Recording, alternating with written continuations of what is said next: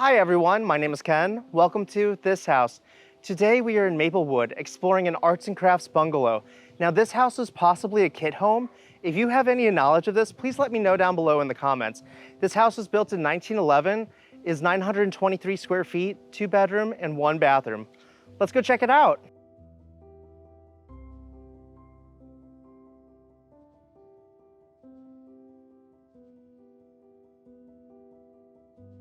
As we approach the front door of this house, I want to take a moment to give a huge shout out to Amanda, who I met on r/St. Louis through Reddit.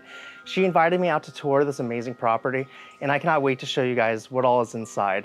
First, we will start with the front door. This is a piece of architectural salvage that was taken out of a house in Compton Heights and was given a second chance at life here at this property. So let's take a closer look at this. The stained glass has a crest on it, and down below is a letter slot with engraved and embossed letters here. Let's go on inside.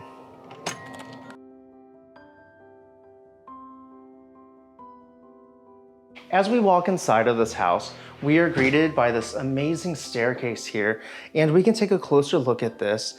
The grooving and the millwork is just fantastic. We can see all of the attention to detail.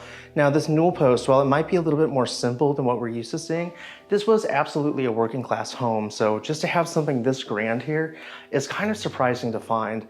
And of course, these spindles are just spectacular.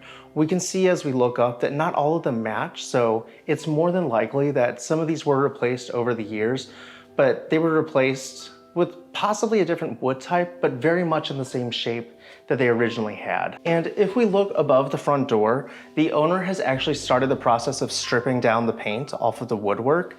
And this is a really amazing project, and we're so excited to see how this will eventually look.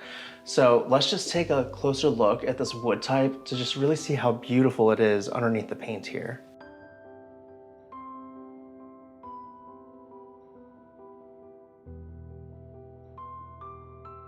Now, as we move into the parlor, we pass through this boxed archway, and it has these stands that come out from which you can put decorations on. Now, moving through here, there are these stained glass windows, and these are absolutely gorgeous. This is another piece of architectural salvage that has been saved from another house and brought into this home to be given a second chance at life. Let's take a moment to just kind of pan around this space.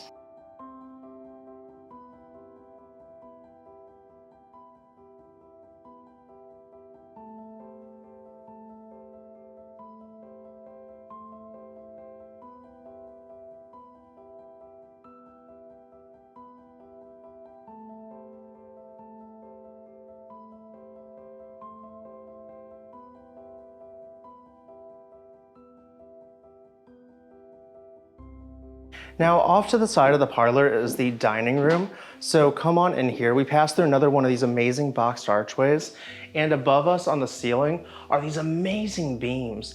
And once again, this is not something that you would expect to find in a house of this size, just this amount of detail. And of course, surrounding the room is this decorative wood trim where there are these beautiful plates and china that are on display. And hanging center in this room above us is an amazing chandelier, and this is another piece of architectural salvage, and it most likely dates between 1910 and about 1925. Behind me over here is another one of these diamond paned windows, and we're going to see these all throughout the house. Now the diamonds are going to change width and height. As we saw in the living room, they were much larger, and here they've been kind of condensed and stretched out. So that's just one of those really unique details that we see as a pattern that keeps re-emerging and repeating throughout the house. As the proportions and the scales of the room change, so do the sizes of the patterns. So that's just a really amazing detail.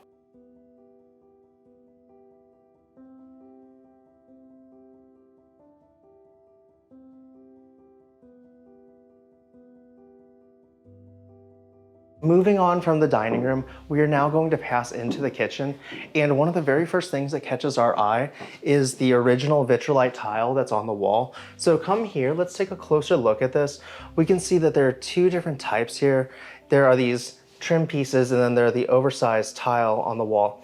And the owner actually has plans to take the rest of the leftover tile that's down in the basement of this house and use it as the backsplash in this newer kitchen. And over here is a little nook space, and this is also original to the house.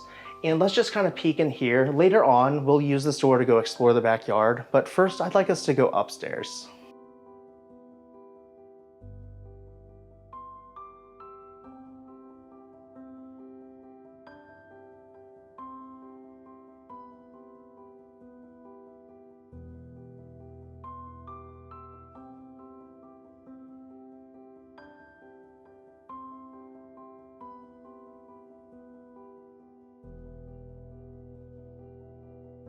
Circulating back through to the foyer, we are going to pass by the basement door, and we are not actually going to check this out today.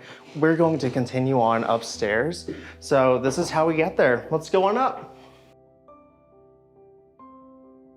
As we make our way up to this landing on the stairs, we come across another one of these diamond paned windows, and this space is a lot smaller. So of course, as I mentioned down below, the diamonds are now getting a lot smaller as well. And if we look down here, we can actually see the original hardware that's on the handles for these windows. As we come up this last little bit of stairs, this space once again has condensed quite a bit. So this is not the same width as the stairs that brought us up here. There are two competing newel posts here, and these are just really grand. Walking into the stair hall, we are now going to come in here and check out bedroom number 1. And this is set up like a home office right now. So over the course of the pandemic, the owner had a little bit of free time.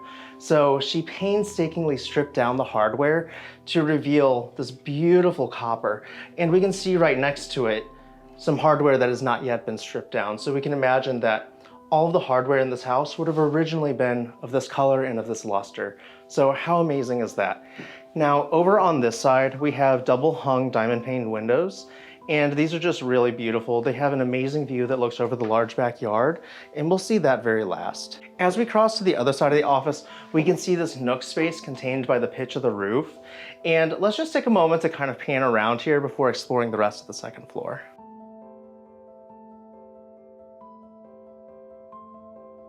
Moving along, at the end of the hallway that we first walked into is the bathroom. So come on in here and just kind of peek around.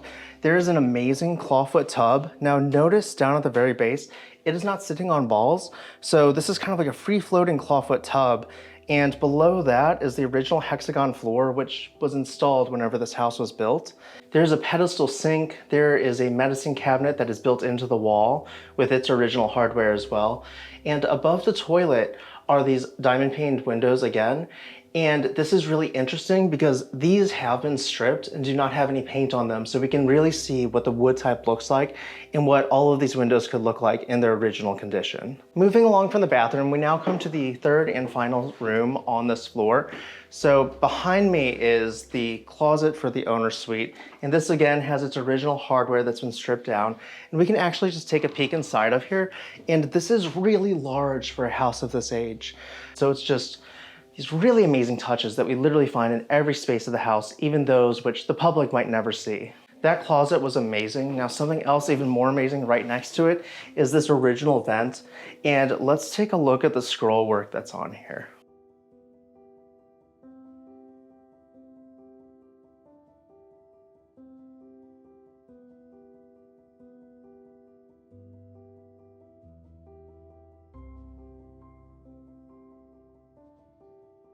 Now moving on, there is a sunroom that is attached to this bedroom. Once again, these diamond paned windows that are up a little bit higher this time to give some privacy to the space.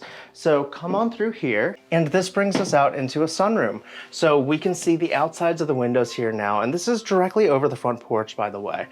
And also there are the original shingle siding for the house out here that we can enjoy, and this would have been from when the house was constructed most likely.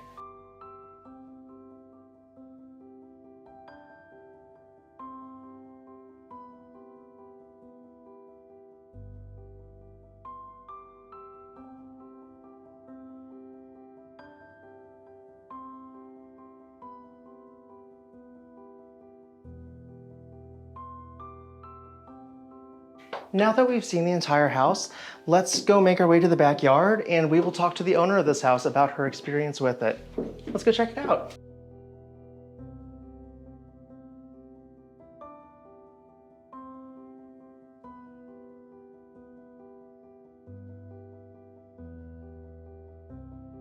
Amanda, thank you so much for opening up your doors to this house. It has been such a pleasure to explore it and just to see how you've put your own touch on so many parts of this. And you actually reached out to me through Reddit, so that was really cool to be able to connect with you on r/St. Louis. It's such a fun way to kind of interact with the community here.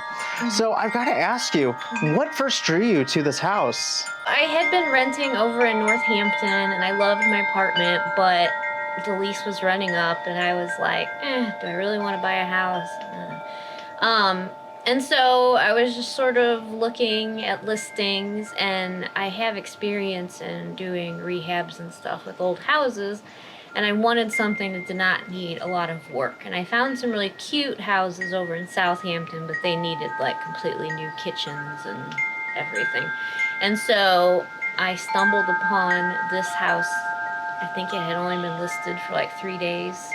And so I arranged to see it with my realtor. And as soon as I walked inside, I was like, how do I buy a house again? Because I think I like this one. That's amazing. And you have a house in this neighborhood that's very similar, but on the inside it has been white boxed, and you chose to kind of bring in some architectural salvage and to dress it up like it was originally intended to be. Why did you choose to do it this way? Well, I have lots of strong feelings about people who come in and make city houses into new build county houses. And I feel like if you want to do that, you should just go live in the county. So my goal with any house that I have is to make it, loved and appreciated. So yeah, that was my big thing. It's amazing. And Amanda, you've done such great work here. Your house is gorgeous. Even the decorations are amazing. So once again, I want to thank you so much for allowing us out here. No problem. Yeah, anytime. Come back. I don't know. Oh. Come back if I ever get anything stained and stripped. Everyone at home, I want to thank you so much for watching. Please make sure to like, comment, share, and subscribe. I'll see you next time on This House.